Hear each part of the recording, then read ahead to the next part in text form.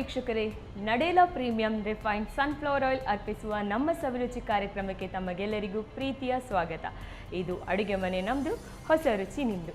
ವೀಕ್ಷಕರೇ, ನಮ್ಮ ಜೊತೆ ಇವತ್ತು ಇದ್ದಾರೆ ಶ್ರೀಮತಿ ಜ್ಯೋತಿ ಅವರು ಯಾವ ಥರದ ರೆಸಿಪಿಯನ್ನು ಹೇಳ್ಕೊಡ್ತಾರಂತ ನೋಡೋಣ. ಅವ್ರ ಹತ್ರನೇ ಹೋಗಿ ಕೇಳೋಣ, ಬನ್ನಿ.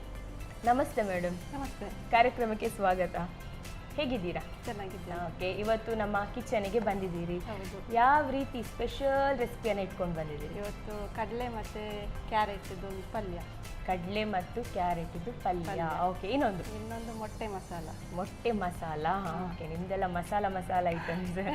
ಓಕೆ, ಸ್ಟಾರ್ಟ್ ಮಾಡ್ಕೊಳ್ಳೋಣ ಹಾಗಾದ್ರೆ. ಬನ್ನಿ ಕಿಚನಿಗೆ. ಓಕೆ, ಈಗ ಫಸ್ಟ್ ಯಾವುದು ಡಿಶ್ ಮಾಡ್ಕೊಳ್ಳೋಣ? ಕಡಲೆ ಮತ್ತು ಕ್ಯಾರೆಟದು. ಓಕೆ, ಯಾವ ರೀತಿ ರೆಡಿ ಮಾಡ್ಕೊಳ್ಳೋದು? ಫಸ್ಟ್ ಒಂದು ಬಾಣಲೆ ಕೊಡಿ, ಎಣ್ಣೆ ಬಿಸಿ ಮಾಡಿ.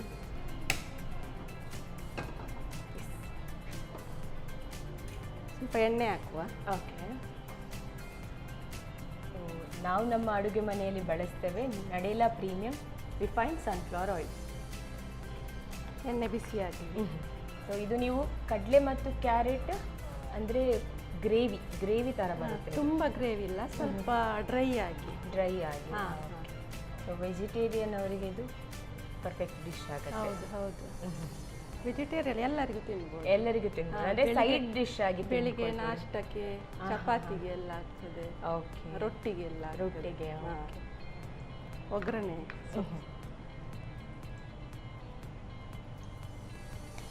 ಕಾಯಿ ಮೆಣಸು ಹಾಕು, ಹಸಿ ಕಾಯಿ ಮೆಣಸು.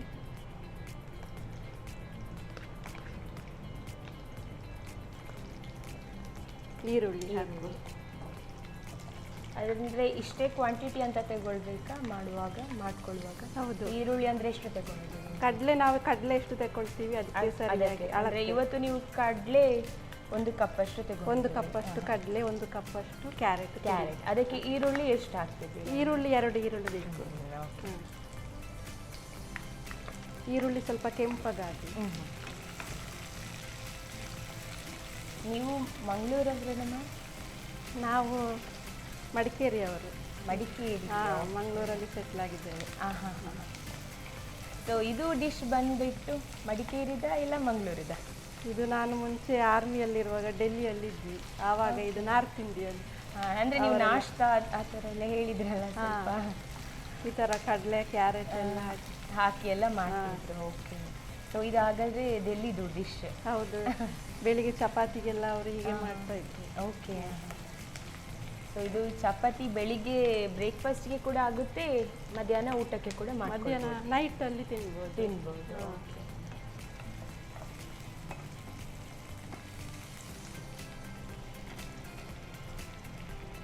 ಕ್ಯಾರೆಟ್ ಕೂಡ 1 ಕಪ್ ಅಷ್ಟು ಕ್ಯಾರೆಟ್.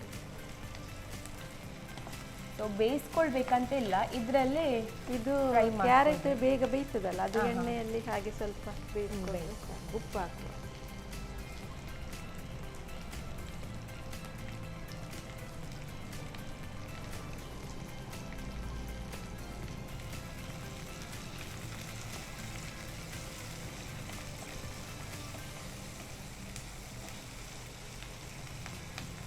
ಸ್ವಲ್ಪ ನೀರು ಬೇಕಾ? ಸ್ವಲ್ಪ ಮುಚ್ಚು. ನೀರಲ್ಲಿ ಸ್ವಲ್ಪ ಕ್ಯಾರೆಟ್ ಸ್ವಲ್ಪ ಬೇಯಬೇಕು, ಗಟ್ಟಿ ಇರ್ತದಲ್ಲ. ಸೊ ಬೇರೆ ವೆಜಿಟೇಬಲ್ಸ್ ಏನಾದರೂ ಹಾಕ್ಕೊಳ್ಬೋದಾ? ಅಂದರೆ ಕಡಲೆ ಕ್ಯಾರೆಟ್ ಹಾಕಿದ್ದೀರಿ, ಬೇರೆ ಏನಾದರೂ? ಬೇರೆ ನಮಗೆ ಇಷ್ಟ ಆದರೆ ಹಾಕ್ಬೋದು. ಮೂಲಂಗಿ ಹಾಕ್ಬೋದು. ಅದನ್ನು ಮೂಲಂಗಿಗಿಂತ ಕ್ಯಾರೆಟ್ ಒಳ್ಳೇದು. ಕೆಲವೊಬ್ಬರಿಗೆ ಮೂಲಂಗಿದು ಸ್ಮೆಲ್ ಆಗಲ್ಲ ತುಂಬ. ಅದೇ ಮಾಡುವ ರೀತಿ ಮಾಡಿದರೆ ಒಳ್ಳೆ ಟೇಸ್ಟ್ ಬರುತ್ತೆ. ಮೂಲಂಗಿ ಎಲ್ಲ ಒಳ್ಳೆಯದು.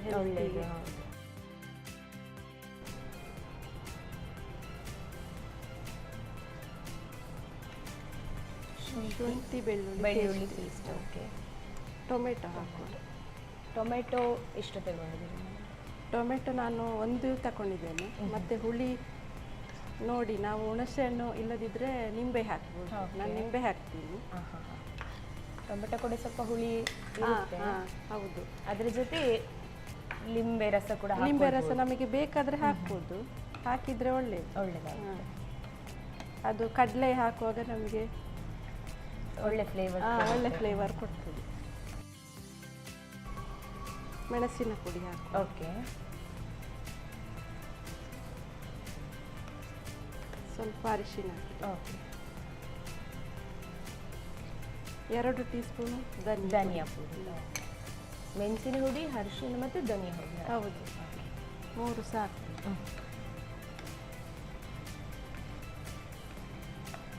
ಸೊ ನೀವು ಆರ್ಮಿ ಅಂತ ಹೇಳಿದರೆ ಹಸ್ಬೆಂಡ್ ಆರ್ಮಿಯಲ್ಲಿ ವರ್ಕ್ ಮಾಡಿ? ಹೌದು, ಅವರು ಆರ್ಮಿಯಲ್ಲಿ 20 ವರ್ಷ ಸರ್ವಿಸ್ ಮಾಡಿದ್ದಾರೆ.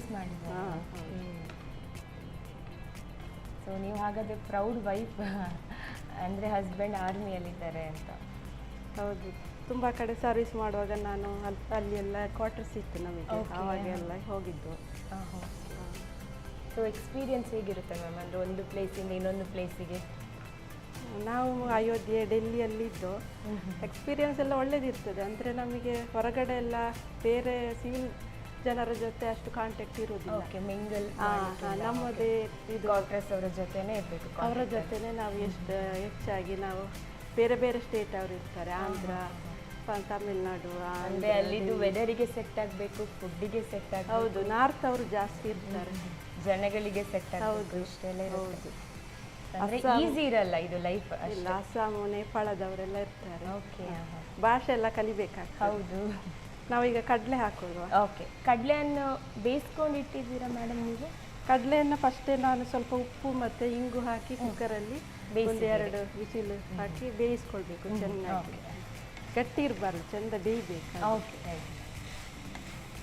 ಸೊ ಇದರ ಬದಲು ಇನ್ನೊಂದು ಬಿಳಿ ಕಲರದ್ದು ಬರುತ್ತಲ್ಲಪ್ಪ ನಮ್ಮದು ಕಡಲೆ? ಹೌದು, ಬಿಳಿ ತುಂಬ ಸಪ್ಪೆ ಬರ್ತದೆ. ಓಕೆ, ಇದು ಒಳ್ಳೆ ಟೇಸ್ಟ್ ಕೊಡುತ್ತೆ. ಅದು ಪನ್ನೀರಿಗೆಲ್ಲ ಹಾಕಿ ಮಾಡ್ಬೋದು. ಸೊ ಇದಕ್ಕೆ ಈ ಡಿಶ್ಶಿಗೆ ಕಪ್ಪು ಕಡಲೆನೇ ಬೆಸ್ಟ್. ಹೌದು, ಕಪ್ಪುದು ಒಳ್ಳೆಯದು. ತೆಂಗಿನ ತುರಿ ಹಾಕಿ 1 ಕಪ್ ಹಾಕಿದ್ದೇನೆ.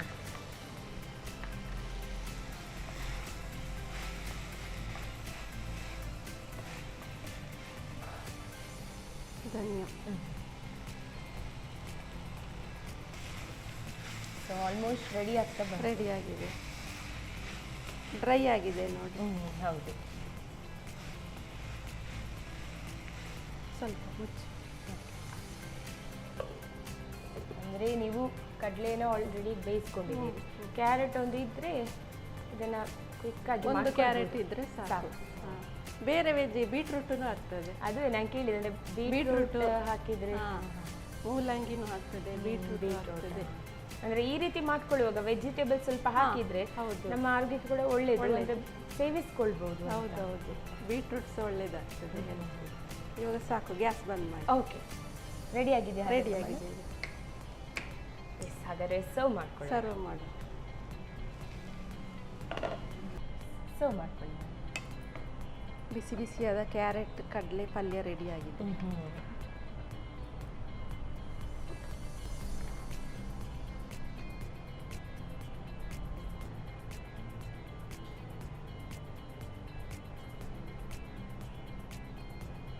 ಕ್ಯಾರೆಟ್ ಪಲ್ಯ ಬಿಸಿ ಬಿಸಿಯಾಗಿ ರೆಡಿಯಾಗಿದೆ. ಓಕೆ, ಮನೆಯಲ್ಲಿ ಕ್ಯಾರೆಟ್ ಮತ್ತು ಕಪ್ಪು ಕಡಲೆ ಇದ್ದರೆ ಡಿಫ್ರೆಂಟಾಗಿ ಏನಾದರೂ ಟ್ರೈ ಮಾಡಬೇಕಂದ್ರೆ ಈ ರೀತಿ ಮಾಡ್ಕೊಳ್ಬೋದು. ಓಕೆ, ಟೇಸ್ಟ್ ಮಾಡ್ಕೊಳ್ಳೋಣ. ಮತ್ತು ವೀಕ್ಷಕರೇ, ಕಡಲೆ ಮತ್ತು ಕ್ಯಾರೆಟ್ ಪಲ್ಯ ರೆಡಿ ಆಗಿದೆ. ಮತ್ತೊಮ್ಮೆ ನೋಡ್ಕೊಂಡು ಬನ್ನಿ ಯಾವ ರೀತಿ ಮಾಡ್ಕೊಳ್ಳೋದು ಅಂತ. ಕ್ಯಾರೆಟ್ ಹಾಗೂ ಕಡಲೆ ಪಲ್ಯ ತಯಾರಿಸುವ ವಿಧಾನ. ಮೊದಲಿಗೆ 2 ರಿಂದ 3 ಚಮಚ ಎಣ್ಣೆಯನ್ನ ಬಿಸಿ ಮಾಡಿಕೊಂಡು ಕರಿಬೇವು, ಹಸಿಮೆಣಸು, ಹೆಚ್ಚಿದ ಈರುಳ್ಳಿಯನ್ನು ಕೆಂಪಗಾಗುವವರೆಗೂ ಹುರಿಯಿರಿ. ನಂತರ ಉದ್ದನೆ ತುಂಡು ಮಾಡಿದ ಕ್ಯಾರೆಟ್, ರುಚಿಗೆ ತಕ್ಕಷ್ಟು ಉಪ್ಪು, ನೀರು ಹಾಕಿ ಬೇಯಿಸಿ. ಕ್ಯಾರೆಟ್ ಸ್ವಲ್ಪ ಬೆಂದ ನಂತರ ಶುಂಠಿ ಬೆಳ್ಳುಳ್ಳಿ ಪೇಸ್ಟ್, ಹೆಚ್ಚಿದ ಟೊಮ್ಯಾಟೊ, ಮೆಣಸಿನ ಪುಡಿ, ಅರಶಿನ ಪುಡಿ, ಧನಿಯಾ ಪುಡಿ, ಬೇಯಿಸಿದ ಕಡಲೆ ಹಾಕಿ ಬೇಯಿಸಿ. ಕೊನೆಯಲ್ಲಿ ತೆಂಗಿನ ತುರಿ, ಕೊತ್ತಂಬರಿ ಸೊಪ್ಪು ಹಾಕಿ 1-2 ನಿಮಿಷ ಬೇಯಿಸಿಕೊಳ್ಳಿ. ಈಗ ಬಿಸಿ ಬಿಸಿಯಾದ ಕ್ಯಾರೆಟ್ ಹಾಗೂ ಕಡಲೆ ಪಲ್ಯ ಸವಿಯಲು ಸಿದ್ಧ. ನಮ್ಮ ಟಿವಿ ಫೇಸ್ಬುಕ್ ಪೇಜ್ ನ ಲೈಕ್ ಮಾಡಿ, ಯೂಟ್ಯೂಬ್ ಚಾನೆಲ್ ನ ಸಬ್ಸ್ಕ್ರೈಬ್ ಮಾಡಿ. ನಮ್ಮ ಎಲ್ಲಾ ಯೂಟ್ಯೂಬ್ ವಿಡಿಯೋ ಅಪ್ಡೇಟ್ಸ್ಗೆ ಬೆಲ್ ಐಕಾನ್ ಕ್ಲಿಕ್ ಮಾಡಿ. ನಮ್ಮ ಟಿವಿ, ಕರಾವಳಿ ಕರ್ನಾಟಕದ ನಾಡಿಮಿಡಿತ.